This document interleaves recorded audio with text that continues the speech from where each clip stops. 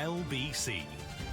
It's 4 minutes after 11. You're listening to James O'Brien on LBC. We broadcast from London, but across the entire nation, of course. And my guest this hour is a politician who's had a foot in many constituencies across this country, but seeks next the City Hall of the capital. George Galloway will be running for mayor as an independent candidate. We've learned today that Zach Goldsmith has added his name to the list of those seeking the Conservative candidacy. We've heard, of course, from the likes of Sadiq Khan and Tessa Jowell for the Labour candidacy. David Lammy also in that battle. But it will be George Galloway's candidature that perhaps raises the most eyebrows. And I say that, George Galloway, because you've only just lost a by-election. Not a by-election, a general election. I beg your pardon, yes, that's a constituency. Yeah, but I have lived in London for 35 years. My children were born, grew up here, go to school here. I'm more of a Londoner than many who, of course, the majority of people that are now living in London were not born here. So I don't feel like I'm any kind of foreigner. It wasn't so much the suggestion that you're an alien that I was intrigued by. It was the sort of suggestion that, you know, up in Bradford West just a month and a half ago, that was your top priority. That was where you wanted to serve. And I guess I want you to address the suspicion that you just want power and you don't care where it comes from. No. I declared at least 2 years ago that I was interested in this job, and I told Sky News at some cost in the middle of the general election campaign that if I was not re-elected in Bradford, I'd be running for Mayor of London. And the media picked that up and ran with it. So this is not any kind of surprise. Why do you want it?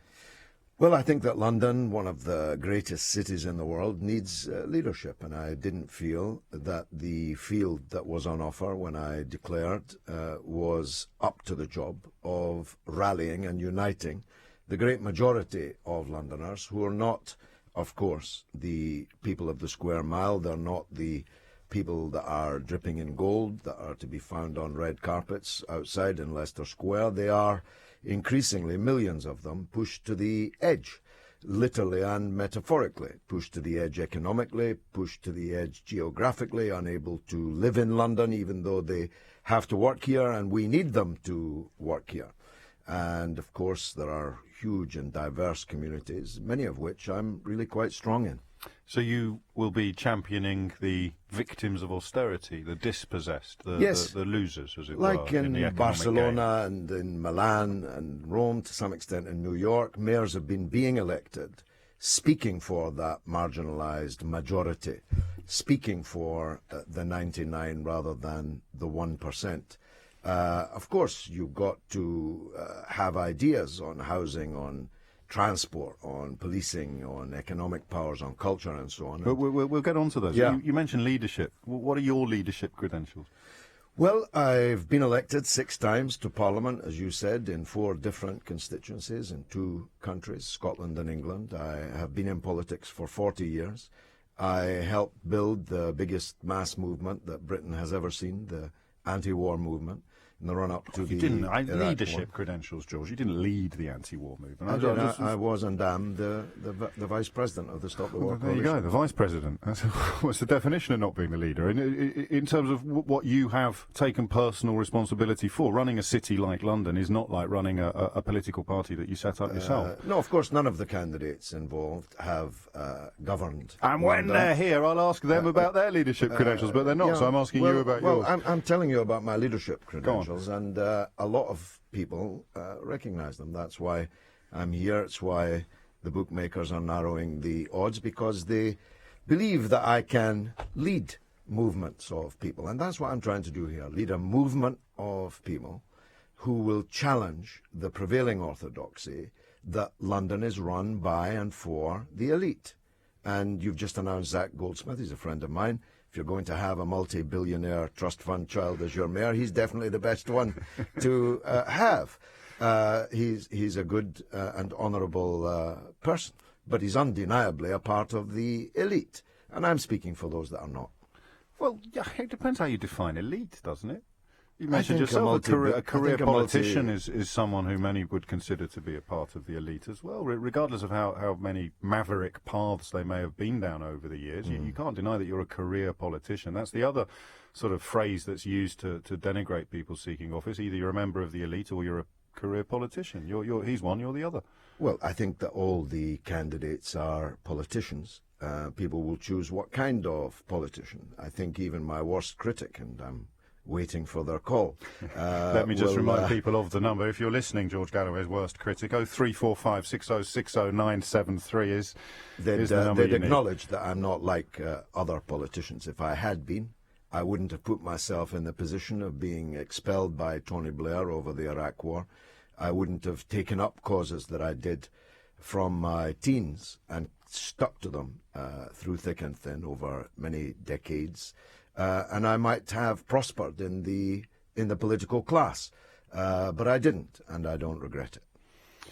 The situation in Bradford West, I just want to clarify. A few people are asking on Twitter. You mentioned that you were going to challenge the result up there, but did you miss the deadline? No. There's Section 106 complaint by us, which the police are investigating, and we better not go too deeply into that in the middle of a police investigation into it, but it's a very serious complaint. I believe that it will lead to the setting aside of the Bradford West result. That will result in a by-election. I will not be a candidate. I'm running for Mayor of London. So this is the only job on your to-do list at the moment. Yes. You haven't properly addressed the suspicion, and I appreciate that you want to represent the 99% and you want to lead London into a brave new future. But to talk about George Galloway, the man, there is a widespread perception that you just sort of can't cope with not being in the spotlight, that you need to be... Well, I didn't ask you for a spot on this show. You asked me. No, but you asked to run for mayor. Yes, but I didn't ask why you, you're here. Can you put me on the legendary James O'Brien show? You, the legend, save it for the judge, George. pursued me. So... if you think about it but that's partly why, because I wanted to ask you questions like this. Yeah, you wanted to bring me on your show so you could ask me why I'm on your show. No, I wanted to bring you on the show to ask you why you're running for mayor and whether there's any truth in the suggestions that you need the oxygen of publicity. No, I have no need of the oxygen of publicity, but I am not short of it. I have no need of audiences. I have many on television. I'm currently negotiating a new radio show. I'm making a film. I don't know that this is proof that you don't have a desire for the spotlight. No, that's my point. I know. I'm not short of audience. Right. I'm not short of spotlight. But it's, if you don't mind me saying so, to a legend, it's a kind of a silly question. You ask me to come on your show to ask me why I'm on your show. No, but I didn't, George. Well, I'm telling you what people think, and a lot of people think that it's more about George Galloway than it is spotlight. Then it is about the politics. Well, I'd like to find out whether they're right or not. I said you should know this. You used to present a radio show yourself. You're giving me a spotlight so you can establish whether I want a spotlight. No, I'm inviting you on. I'm inviting you onto a radio show because you want to run for mayor, yes. and I'm examining your motivations for running for mayor and wondering how much vanity plays a part in that motivation. That's all. It's not complicated. I'm not the first person to call you vain, George Galloway. Forfend vanity, a politician with any vanity or evil. Well, the suggestion is you've got even more than most. That's all I'm seeking to understand. Then, that will be reflected in the Do you result. think you do? No, I certainly don't think I do. But that's where the nickname comes from, isn't it?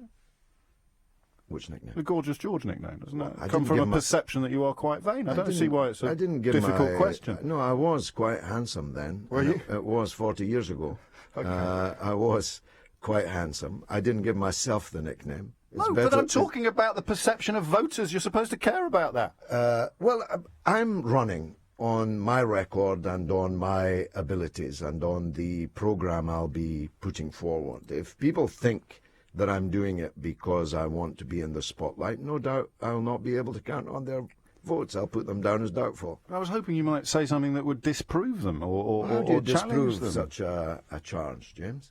Well, that's what I'm asking you. No, how does one? Well, you might list all of the things that you're desperate to do and would continue to be desperate to do even if you weren't in office. You said we'll come on to that later. Well, You're bogging us down on whether or not I'm seeking the spotlight. Well, you are seeking the spotlight. You've admitted that yourself. You've just said I've got lots of other spotlights as well, so life is good. I have no shortage of spotlights. I don't need to run for Mayor of London, that's my point. All right, so We will move on to why you are and the things that you seek to do for the city. Let's begin with one of the most crucial questions that any mayor of London will ever face. And then with respect, you'll have to put your headphones on for this, George. With respect, once we've dealt with this, we will not have any other mention of the issue. We'll come to Mo first, I think, after the travel news and find out what it is you are going to do or try to do for the black cab drivers of the capital.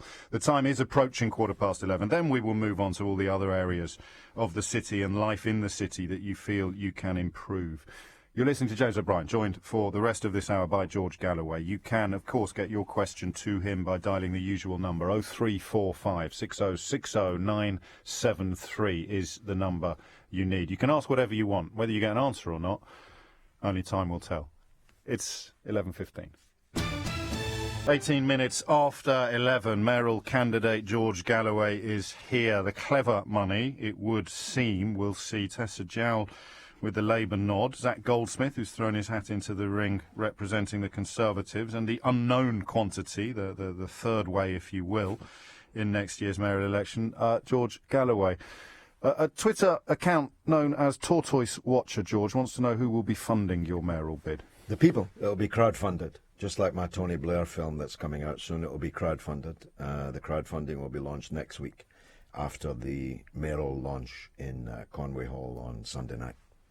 So you kind of don't know how much you're going to have to play with until people start. No, we're going to ask for 100,000. We might get more. Would you take big donations off members of the elite?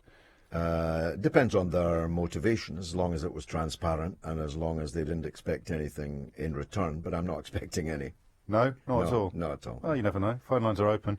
Mo is in Euston. Mo, what's your question for George Galloway? Good morning, George. Morning to you.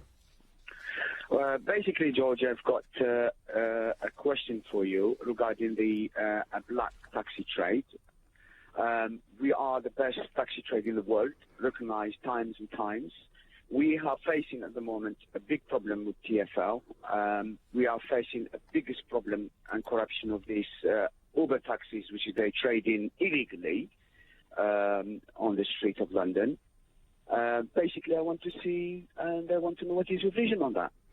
Well, I'll run Uber out of town if I can, but the very first thing I would do as mayor is make sure that they obey the law and they obey the regulations that are laid down in the statute. And as you implied there, they're not. And TfL is not only not doing anything about that, they give every impression that they're in bed with Uber.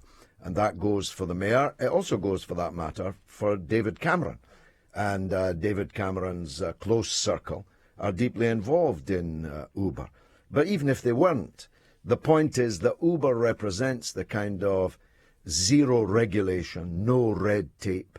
Every man is the competitor of every other man. There's no system in place for the protection of workers, the protection of the public, and so on. And people say, I get it all the time on Twitter, well, Uber is cheaper. Well, it depends what you mean by cheap. If you're in an accident in an underinsured, seedy saloon car driven by an unregulated driver whose bona fides as a person and as a driver are completely unknown, it won't seem so cheap. But they're not unregulated. Just to clarify, you might find the regulation inadequate, but there's no suggestion that there's. Well, the regulation that there is not being applied. That's a different accusation, isn't it? That's not. Well, they're effectively unregulated if they're not being forced to obey the regulation. Every major city in the world has found Uber has met, or most major cities in the world have managed to accommodate Uber. Why shouldn't London? Well, some have banned them, of course. Not many. No, but it's growing, the number, and I'll seek to ban them, because I think that having lost our red telephone boxes and our red pillar boxes now being owned by the King of Kuwait, we need to protect the black cabs. They're a part of our heritage. But that's an emotional argument, and we need nothing wrong with a bit of emotion, James. London is London. You could turn the Tower of London into a block of luxury apartments, and you could say that would be emotional to stand against it, but I do stand against it. And how well so? I think we'd all stand against that, George. in terms of due diligence, how feasible is it to run them out of town? Because it's a great campaigning phrase. Mo, you love the sound of that, am I right? Yes, you are right. You see, so George knows what he's doing, but how plausible is it? How much research, how much work have you done to establish whether or not it's doable rather than just cheerable? But let me say, if you'll forgive me, I've always been with the Black Cabs long before I was running for Mayor of London. Of course. As a talk show host, I was a cabbie's favourite for many years. I bet you're not an honorary member of the LCDC, are you? Well, I had their spokesman on my television show just the other day. I got the badge, mate. Save it. Good for you. Tell me about how feasible it is to run feasible, Uber out and of I town. am in touch with campaigners in the cities where they have been banned, and I do have a plan for banning them. You'll forgive me if I don't give them prior warning of it. But let's say, as a very first step, all the regulations they're currently breaking would be rigorously enforced by me, which would change the paradigm for a start. And I want to know why TfL are so soft on them. Every time the cab drivers go to the court on this subject, they're asked by the judge, why are you doing this? Why isn't the regulator doing it? Why isn't TfL doing it?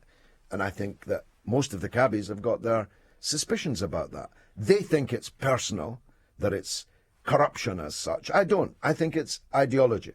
It's the ideology of absolute deregulation. Well, and money. I mean, there's money to be made. There's no. I don't think that's particularly political or controversial. The backers include Goldman Sachs. There's huge amounts of cash to be $50 billion siphoned from the pockets of black cab drivers and into the pockets of people who back outfits like Uber. Well, black cab drivers. I don't think you're going to have many enemies tax on this one, are you? Really? Well, I don't know. Black cabs pay tax. Their drivers pay tax. Uber pays zero tax in Britain, and yet hopes to build a monopoly in a city like London. It's ridiculous. Let's go to Johnny, who's in Finchley. Johnny, what's your question for George Galloway? Hello, James. Hello, George. Always a delight to hear you talking. Thank you. As you know. George, I'm Jewish. And last year, during the Israel-Gaza conflict, it seemed that London Jews were exposed to a lot of anti-Semitism. If that were to arise again, what protection would you afford the London Jews, seeing that a lot of them are also black cab drivers?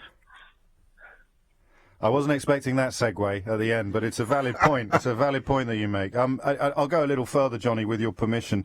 George, you called us as an MP up in Bradford to make the city an Israel-free zone. Will you be doing that in London? No. Why not? Because foreign policy is a matter for the Parliament and the government, and the London Mayor is not the Pope or the President or the Foreign Secretary. So no, nor is the MP for Bradford West. But he's a member of Parliament, which not is of government. No, but he's a member of Parliament. He's entitled to fight for a government line. So you would make it. Look, I'm not going to. No, the answer's clear. I'm not going to try and call for London to be an Israel-free zone, but neither am I resiling from my views, which are shared by millions in London, that the treatment of the Palestinian people over many decades, but last summer in Gaza in particular, or most recently, was savage, was almost unbelievable, and the attitude of the British government and most of the British media towards it was reprehensible. But this has nothing whatsoever to do with an attitude towards Jews or Jewishness. Actually, I think at least 2/5 of my closest circle are themselves Jews, and they have exactly the same attitude to the Palestine question as me. So this has nothing to do with Jews, nothing to do with anti-Semitism, against which I have stood all of my life, as I've stood against all kinds of racism. And anti-Semitism is just a form of racism, though the most virulent, the most deadly in our history. And as you know, to try to separate support for Israel from Jewishness is in the hearts and minds of many of Israel's supporters rather harder to do than you've just acknowledged. So what will you say to or say for Londoners who believe, for perfectly understandable religious, historical, cultural reasons, that Israel is justified in doing almost anything she wants to protect her borders or to protect her future? What would you say to Londoners who subscribe to that school of thought? Because you're a million miles apart. That they are wrong, and that the notion, my country, right or wrong, is preposterous in any case, but the notion that somebody else's country, right or wrong, is even more absurd. And most Jews in the world were deeply uneasy about the events in Gaza last summer. Some rallied to the Israel flag, but most did not. And the demonstration that was called in support of Netanyahu last summer was one of the smallest Jewish community demonstrations that London had seen for many a year, and perhaps ever, actually, on the matter of Israel. So look, I'm not fighting this election on Israel-Palestine, but if anybody wants to argue with me about the justice of the Palestinian case, you'll find I'm quite a redoubtable arguer for Palestine. I'm sure we will, although Johnny alluded also to the fact that for many exponents of anti-Semitism, they don't really care whether you are pro or anti-Israel. They care only that you're Jewish, and that is something that a mayor of London, if there were to be a flare-up in the Middle East again, a mayor of London would bear some responsibility for. Well, I've supported, for example, the Metropolitan Police protection of Jewish schools and synagogues and other community buildings. On the record, I will support the protection of any religious minority in London against the bigots and the haters. And of course the same will be true of Jews. And the idea that a support for the Palestinian cause in any way conflates with the kind of bigots that are about to try and march, for example, in, I think it's in Hackney. They've certainly been trying in Hackney. Amongst the Hasidic communities there. I'll be there on the streets with the Jewish community, fighting them off if necessary. I hope it doesn't come to that. Will you be welcome? Well, whether I'm welcome or not is another matter. My conscience dictates that I stand beside foursquare any minority that's suffering discrimination of any kind. Johnny, back to you. Sorry, I should have invited you to respond to that. Are you encouraged by what you've heard? I haven't really heard anything because last year I felt very threatened, and I'm 6'3" and I weigh over 200 pounds. I felt very threatened on the streets, and in fact, my daughter, who at the time was 10 years old and goes to a Jewish school, was taken on an outing to Notting Hill Gate, and the class, the school outing rather, the class was split into 4 or 5 groups of half a dozen each, and on 3 occasions within 1 hour, my 10-year-old daughter was sworn at for being a Jew. I need to ask, and I may have misunderstood the thrust of your inquiry here, but what's that got to do with George Galloway? How he would protect Jews as a mayor if there was a flare-up of anti-Semitism in London. Okay, Johnny doesn't feel you've provided an adequate answer. You probably do. Do you want to add anything else? Just that the words Notting Hill Gate were resonating for me because I was myself quite severely assaulted there last August, and hospitalised by someone wearing an Israel Defence Force military garb who said in court when he was sentenced to 16 months in jail that he did it for Israel. So I'm utterly opposed to violence, whether it is physical or verbal, and verbal violence against a schoolgirl in Notting Hill Gate is certainly outrageous and a little bit surprising, I must say. But the truth is, there are racists attacking all kinds of religious minorities and attacking them in a very serious way. And we must protect all our minorities. My slogan is, a London for all. And that certainly includes London's Jewish communities. Johnny, I have to go towards the news now. We're already a little late for it. Remember, as I bid farewell to Johnny, it potentially frees up a phone line for you if you've been trying and failing to get through. Judicious use of redial is ordinarily the best way to do it. 03456060973 is the number that you need. George will be with us for another half an hour, so there's time for you to get your question or indeed your point to him before 12 noon. The time now is 11:32.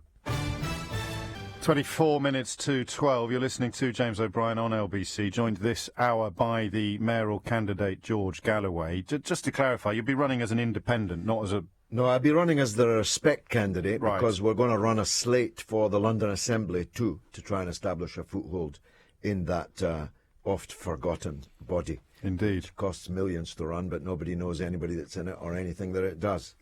Well, I'd like to think LBC listeners are a little better equipped than perhaps the average punter with the workings of the London Assembly, but your point stands. Let me just steer you back, if I may, George Galloway, to the events that you mentioned of last summer when you were assaulted in the street. Your attacker did receive a 16-month sentence you were punched, I think, 10 times before a kung fu kick was administered towards you. You're a tough guy, but I sensed immediately after that, when you were talking about it, that you were genuinely very shaken by this. I was really shocked because it came out of nowhere. You know, I'm a former boxer. I like to think, or I used to be able to, I'm 60 now, I was 60 when the assault happened, that I can, if I'm faced with someone, at least put up a fight. But when it comes literally out of the blind spot and there's a blow to your face before you even see the person who is about to deliver it, and then you're lying on the pavement with your back already racked in pain, and the person then climbs on top of you and is really, if he'd had a knife, I'd be dead. And the sort of crazed look in his eyes made me wonder if the knife was next. So it has shaken me. The wounds have healed, but the psychological damage, if you like, is there. I was subsequently attacked 2 more times. So I was attacked 3 times in 4 months. He got 16 months. The other 2 who assaulted me, one verbally, one physically, got on-the-spot fines. But the last of those was on Christmas Eve in Winter Wonderland in Hyde Park, with a bodyguard standing next to me and my 3-year-old son holding my hand. You might ask yourself, what kind of person would assault someone in those circumstances on CCTV? So it just, if you like, buttresses my view that violence of this kind, political violence, is completely and utterly beyond the pale. We can't have it. You can't live in a free and democratic country and permit political violence of this kind. If we approach that from the other angle, and if you were seeking to explain it to your son when he was a little older and he asked, why do these people hate you so much, what would you say? How do you rationalise that? Well, it's a very good question. The nature of politics is divisive. You're choosing A or B as a path or a candidate, and it's therefore divisive. The bigger the stakes, in this case all these assaults were linked to the Middle East, the stakes are very high. The quarrel is very ancient and deep. And if you take a stand on one side, then you're going to make enemies on the other side. And if you're quite good at it, if you'll allow me to blow my own trumpet on that. Of course. I mean, the reason why the wildest supporters of Israel hate me so much is because I have been over decades quite a successful advocate of the case against them. So have a lot of people. They don't get attacked in the street. So if I've understood you correctly, the people who don't get attacked aren't as good as you at criticising Israel. Well, they may not have been as forthright, and they haven't, if you like, scored as many goals. I mean, I think that the wildest supporters of Israel reckon that I've been a part of a transformation in Britain. When I took this cause up in 1975, you could have fitted all the supporters of the PLO into this studio. But now we're millions. In fact, the great majority of British people know that the Palestinian issue is central to conflicts in the Middle East and therefore in the world. And I think they think that I have played a role, maybe an important one, in helping transform British public opinion on that matter. And to people who think that then leaches into anti-Semitism, you say what? That it has nothing whatsoever to do with anti-Semitism or Jewishness. We love Jews. We're against the political creed of Zionism. You know, you didn't hate Russians because you were against the Soviet Union. You hated communism. You don't hate Jews because you're against Zionism and the apartheid state of Israel. Mentioning the Middle East, let's go to Vino, who's in Wandsworth. Vino, what's your question for George Galloway? Hi, George. Hi. I've been intrigued ever since I saw your picture in the papers with Saddam Hussein as to the sort of discussions you had with him. I don't think anybody's privy to it. We don't know about it. But it was interesting. Could you be able to tell us something at all? Well, I met him twice, once very briefly in 1994, and the second time for a much longer period, about 90 minutes, in August of 2002.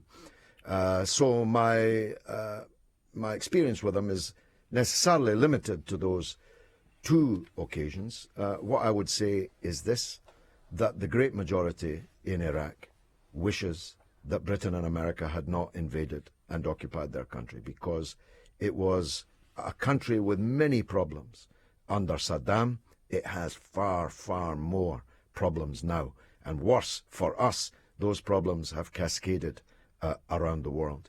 So my view, if that's what you're asking, is that the invasion and occupation of Iraq was a catastrophic error. I think he possibly wasn't asking that. But, correct me if I'm wrong. You just wanted to know what they talked about, right? Well, I was quite interested to know. I think it was a more gossipy. I think it was a more gossipy question than political. Let me just throw in one first of mine. Do you regret saluting his courage and indefatigability as you did? Because he was a psychopath. I regret the fact that the editing of the piece implies that I was saluting the courage, strength, and indefatigability of the Iraqi people. But I've said that 10,000 times. There's no point really in going over it. What I will tell you of more contemporary, because that was in 2004, this was in 1994, this was in 2002. I did say to him, you have to let these arms inspectors in, and you have to destroy every single piece of weapons of mass destruction that Iraq has, because otherwise Iraq is going to be invaded, overwhelmed, and will be broken into pieces. And he said to me, we would not lie to you. We know everything that you've done to defend the people of Iraq. But we do not have any weapons of mass destruction. And I thought to myself, crikey, he's even lying to me now at the 11th hour. But it turns out he was the one telling the truth, and the leaders of the free world were the ones who were lying, or wrong, depending on your point of view. I prefer lying, and we'll see from Chilcot who's right about that. Somebody, Matthew Norman, a friend of mine, great writer and humorist, put it in my Blair film like this, that there were three people dominating the news at that time: George Bush, Osama bin Laden, and Saddam Hussein. And the only one who wasn't a religious maniac was Saddam Hussein. And that actually is the truth.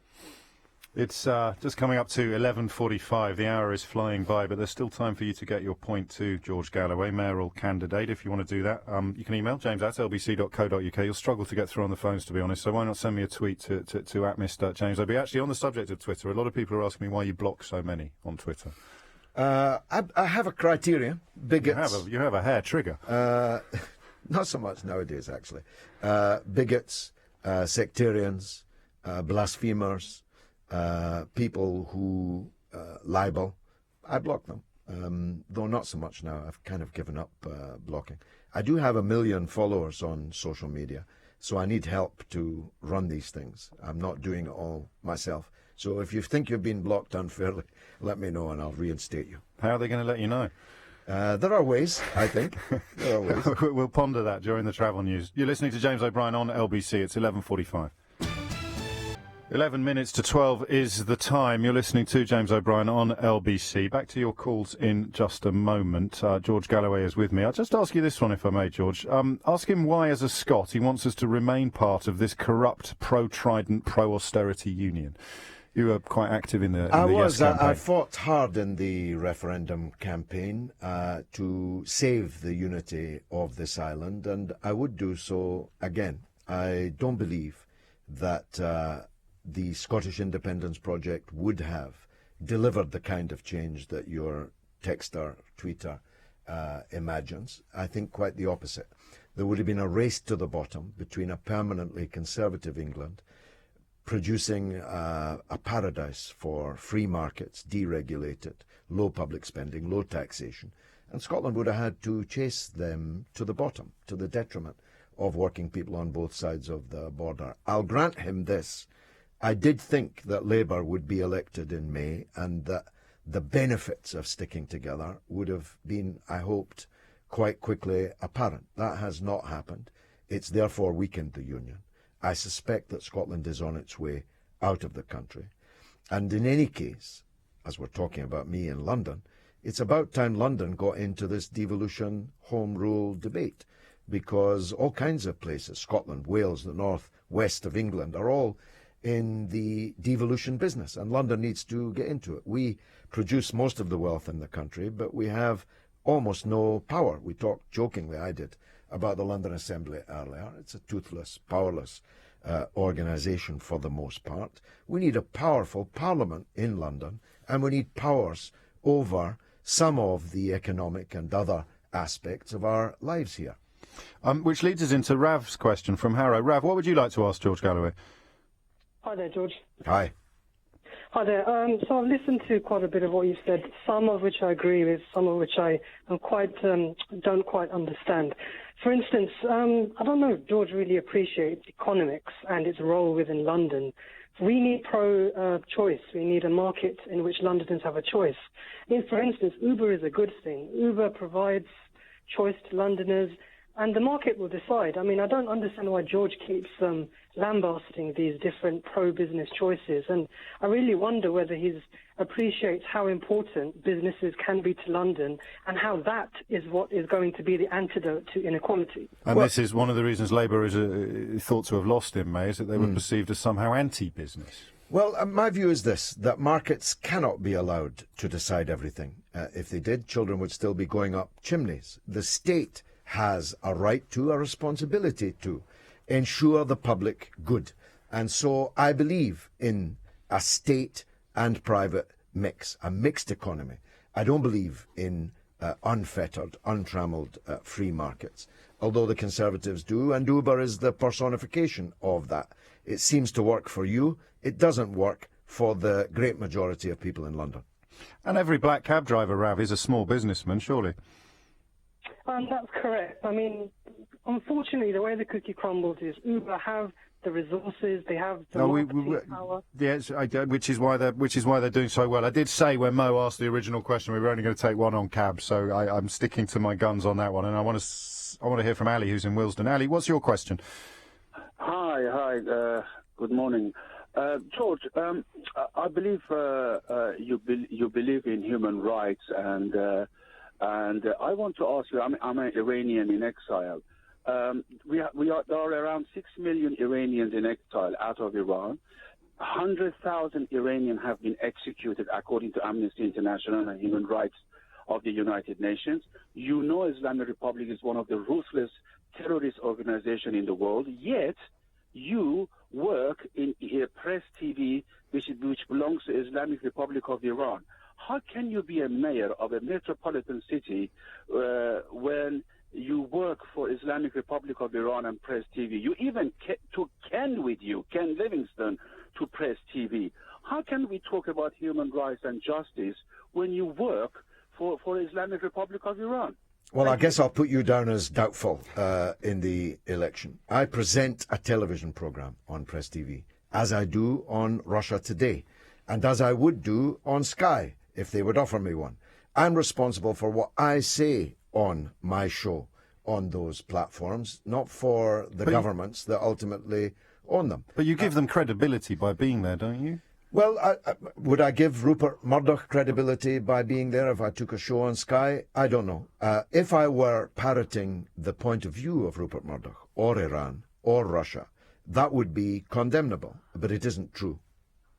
But they are, two deeply suspect regimes, Russia and Iran, and you will be seen as somehow supporting them by taking their shilling. Some people have pulled out, of course, of presenting on Press TV as a result of this very, very question, including my colleague Nick Ferrari.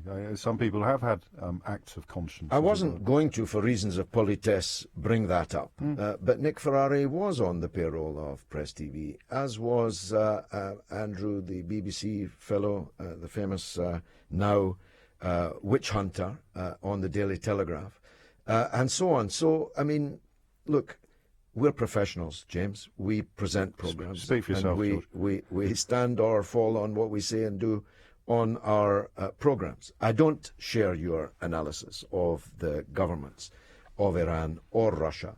And in any case, I'm not speaking for either. And yet you take their money. Well, I'm a television presenter. Of course, everybody that presents. Is there anyone shows, you wouldn't work for? Is there anyone you wouldn't take money from? If any platform, including Rupert Murdoch, offered me a show, my only criterion is this. Don't ever tell me what I should say. Don't ever tell me what I must not say. And no one has on any of the platforms that I've worked on. Ali's figures are accurate. The number of executions in Iran. These are. I don't know how long a period that is over. If it's from 1979 until now, it's 100,000 too many. Yes. I'm against all executions. Still illegal to be gay there? It's not actually illegal to be gay, but it's illegal to practice gay sex. Oh, that's all right. But it's not illegal to be gay. But it's horrific in either case. It's not illegal to be gay in Russia, but they have a... So if ISIS TV came to you tomorrow and said, George Galloway, we've got just the gig for you, how do you fancy it? No, because I'm the country's... We promise not to tell you what to say. We promise not to influence you in any way. I'm the foremost opponent of ISIS. I want to see them all lying dead in the street. And if the British government had listened to me right at the beginning, there never would have been an ISIS. So, no is the answer to that. But the states that own Press TV and own Russia Today, and the BBC is owned by the British state. There are all kinds of state broadcasters. And I'm ready to stand or fall. I've got 50,000 videos on YouTube of what I've said on those platforms over the years. And I stand by all of it. So would you work for an Israeli television channel if they offered you the right? No, I wouldn't. Why not? I wouldn't, because of my political attitude to Israel, that I believe in no recognition, no normalization with Israel until it has negotiated a settlement with the Palestinian people, and it has not yet. Just to clarify, you wouldn't have any problem working for a Jewish television station. It's an Israeli state-funded one. Absolutely. I love Jews. I just hate the Israeli apartheid state. And some people will be deeply unhappy that you even employ that language, but I sense that as the mayoral election looms ever closer, you won't be stopping. No. Jimmy Carter was the first person to call it an apartheid state, the former president of the United States. I believe that he was right about that. It's very short of time. Are we too short of time? Can we squeeze in? Mary and Finchley, can you just ask your question very briefly, if you don't mind? Yeah, you've been around, Mr. Galloway, good morning, good afternoon. You've been around Westminster an awful long time. Do you have a personal opinion as to why Greville Janner has never been prosecuted? And there was evidence from before. He evidently has had dementia. All allegations, of course, persistently denied. But the question is clear. Why do you think that these allegations have never been officially followed up? Because he's part of the magic circle around Westminster of the powerful looking after their own. And I listened to your discussion on that earlier. It was very, very powerful radio. It is an outrage that Greville Janner was not prosecuted when he was able, and it's an outrage that we're being told that he's now unable to face justice, but nobody quite believes it, and the best place to establish it would have been in a court of law. Greville Janner made a career out of demanding, and entirely correctly, I supported him, that every last Nazi war criminal, however old, however infirm, however they are suffering from dementia or anything else, if necessary, should be carried into a court of law to face their heinous crimes. And I think the same is true of Janner. George Galloway, final question. This is a tweet from Brendan. This is during a run-in you had a few years ago with Frank Lampard, James. George Galloway described you as a disc jockey making a name for himself. Is an apology due? I'm not sure if I did do that, because I'm actually one of your admirers. But if I did, then I apologise. Though we've all been disc jockeys from at one time or another. Indeed we have. Time is just approaching 12 noon. George Galloway, many thanks.